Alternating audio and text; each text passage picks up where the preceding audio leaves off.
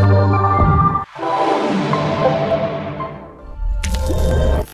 اللہ الرحمن الرحیم۔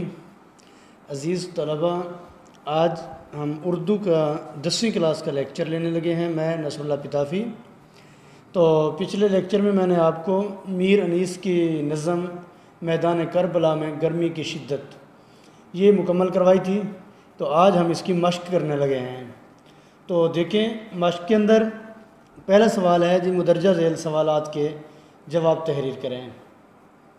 اس میں پہلا ہے، میر انیس نے پہلے بند میں زبان کو کس چیز سے تشبیہ دی ہے؟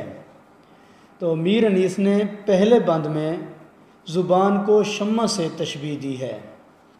دوسرے بند میں نہر کے لب سے کیا مراد ہے؟ تو جواب ہے اس کا، نہر کے لب سے مراد نہر کے کنارے ہیں۔ نیکسٹ، شاعر کے بیان کے مطابق دریائے فرات کے پانی پر دھوپ کا کیا اثر ہوا؟ تو اس کا جواب بڑا آسان سا ہے کہ شاعر کے بیان کے مطابق دریائے فرات کا پانی دھوپ کی شدت سے کھول رہا تھا۔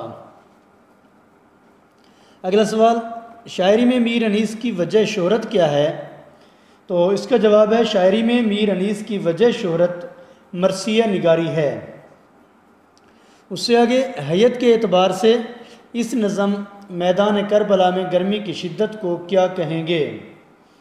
تو حیت کے اعتبار سے یہ نظم مسدس ہے۔ اب اس سے اگلا سوال دیکھیں، نظم میدان کربلا میں گرمی کی شدت کا متن مد نظر رکھ کر درست جواب پر نشان لگائیں۔ پہلا ہے، میدان کربلا میں گرمی کی شدت کس شاعر کی تخلیق ہے؟ تو 4 نام دیے گئے ہیں، مرزا دبیر اور میر انیس، مولوی میر حسن، میر خلیق۔ تو اس کا صحیح جواب ہے میر انیس۔ دوسرا، نظم میدان کربلا میں گرمی کی شدت صنف سخن کے لحاظ سے کیا ہے؟ آزاد نظم، قصیدہ، شہر آشوب اور مرثیہ۔ تو یہ مرثیہ ہے۔ اس کے بعد ہے، شاعر گرمی کی شدت کا ذکر کرتے ہوئے لرزاں ہے کہ۔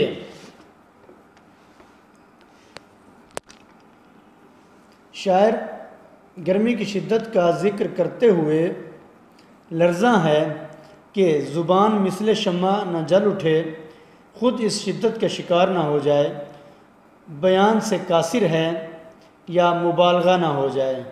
تو اس کا صحیح جواب ہے، زبان مثل شمع نہ جل اٹھے۔ آگے ہے، رن کی زمین سرخ تھی اور آسماں تھا سبز، نیلا، زرد یا سرخ؟ تو اس کا صحیح جواب ہے زرد۔ زمین پر خلق خدا کس چیز کو ترس رہی تھی؟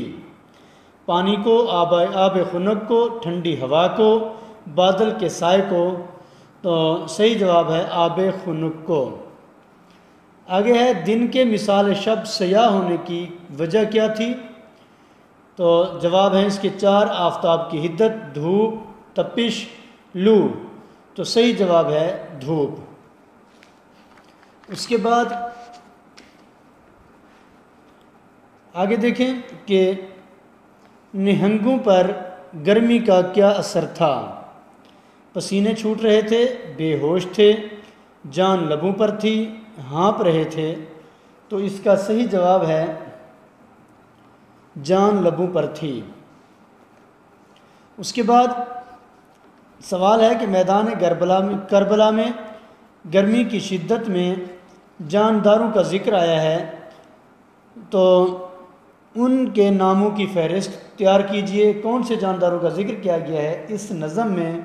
تو اس نظم میں مچھلیوں کا ذکر آیا ہے، یعنی فہرست میں لکھیں گے مچھلیاں، آہو ہرن، شیر، چیتے اور نہنگ کہتے ہیں مگرمچھ کو۔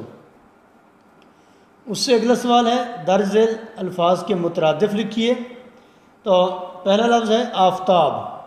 آفتاب کے معنی ہوتے ہیں، اب مترادف کا مطلب ہوتا ہے الفاظ کے معنی لکھنا۔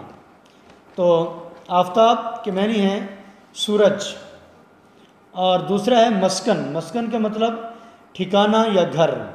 آگے ہے شجر کا مترادف ہوتا ہے درخت۔ آہو کا مترادف ہرن۔ گرداب اس کا مترادف ہوتا ہے بھنور، وہ پانی کا گول چکر، اور ماہی کا مترادف ہوتا ہے مچھلی۔ اس کے بعد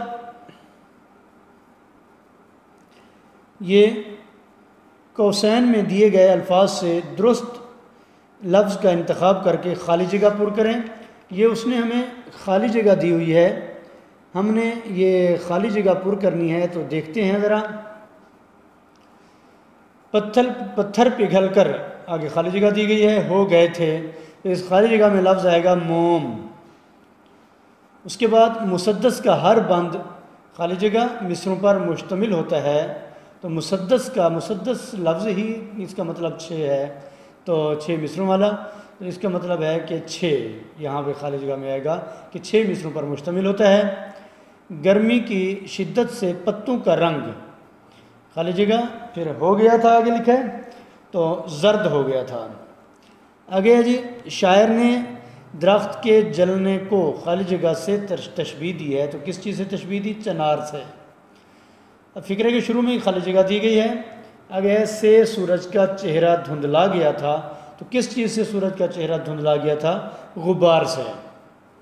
تو بیٹا آج کا ہمارا لیکچر جو ہے مشق مکمل ہوئی، یہ لیکچر مکمل ہو گیا۔ اگر کوئی بات اس میں آپ کو سمجھ نہ آئی ہو تو آپ جو ہیں یہ لیکچر ہم اپنا اسکول کی ایپ پر اپلوڈ کر دیتے ہوتے ہیں، تو آپ وہاں کمنٹ باکس میں آ کر سوال پوچھ سکتے ہیں، انشاءاللہ آپ کو تسلی بخش جواب دیا جائے گا۔ السلام علیکم۔